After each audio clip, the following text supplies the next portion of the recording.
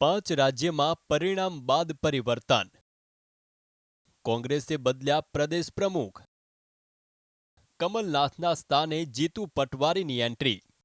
પાંચ રાજ્યના ચૂંટણી પરિણામ દેશમાં તમામ રાજકીય પક્ષો માટે દિશા આપનારા સાબિત થયા છે. 2024ની લોકસભા ચૂંટણી માથે આવીને ઊભી છે, ત્યારે આ પરિણામ બાદ ભાજપ કોંગ્રેસ માટે આત્મચિંતન કરવાની જરૂર પડી છે. મધ્યપ્રદેશમાં કોંગ્રેસે કમલનાથના સ્થાને જીતુ પટવારીને પ્રદેશ પ્રમુખ બનાવીને પરિવર્તનની શરૂઆત કરી છે. પટવારી વિધાનસભા ચૂંટણીમાં હારી ગયા, છતાં કોંગ્રેસે તેમને પ્રદેશ પ્રમુખ બનાવ્યા છે. તેઓ કોંગ્રેસના યુવા નેતા છે. 49 વર્ષના પટવારી ઓબીસી સમાજમાંથી આવે છે. ભાજપે મોહન યાદવને મુખ્યમંત્રી બનાવીને ઓબીસી કાર્ડ રમ્યું છે. તેની સાથે કોંગ્રેસે જીતુ પટવારી પર દાવ ખેલ્યો છે. કોંગ્રેસ હાઈકમાન્ડે કમલનાથ અને દિગ્વિજયસિંહ જેવા ખાઈ બદલેલા નેતાઓ દૂર કરવાની હિંમત બતાવી, તેની પણ કાર્યકર્તાઓ પ્રશંસા કરી રહ્યા છે. ભાજપે જૂના જોગીઓને બદલ્યા.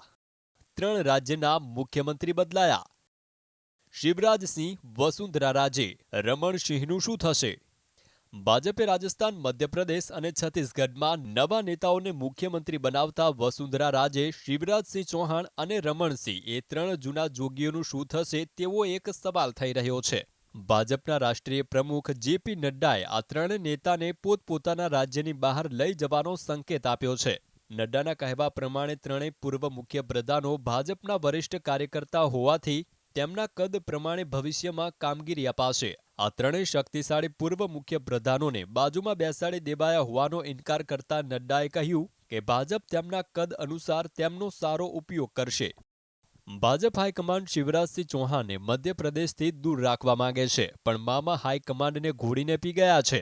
શિવરાજસિંહે મધ્યપ્રદેશના એક પછી એક વિસ્તારોની મુલાકાત લેવાનું ચાલુ રાખ્યું છે. તેમના જનસંપર્ક દરમિયાન મહિલાઓની ભીડ ઉમટી પડે છે. લાડલી બહેના યોજના માટે આભાર માનીને મહિલા રડતી આંખે શિવરાજસિંહનો આભાર માને છે. એક વિડીયો વાયરલ કરીને શિવરાજની ટીમ હાઈકમાન્ડ પર ભીંસ વધારી રહી છે. શિવરાજનો તાજો વિડીયો તેમના જૂના લોકસભા મતવિસ્તાર વિદિશાનો છે. વિડીયોમાં શિવરાજને વળગીને મહિલાઓ અને છોકરીઓ રડી રહી છે અને પોતે શિવરાજને મુખ્યમંત્રી પદે ઈચ્છે છે તેવું કહેતી દેખાય છે. શિવરાજસિંહ હુંકાર પણ કર્યો છે કે પોતે કોઈ પણ સંજોગોમાં મધ્યપ્રદેશ છોડવાના નથી. હાઈકમાન્ડ પરિવર્તન ઈચ્છે છે, પરંતુ જૂના જોગીઓએ સંકેત આપી દીધા છે કે તેમને પરિવર્તન નથી પસંદ. Bureau report, GSTV.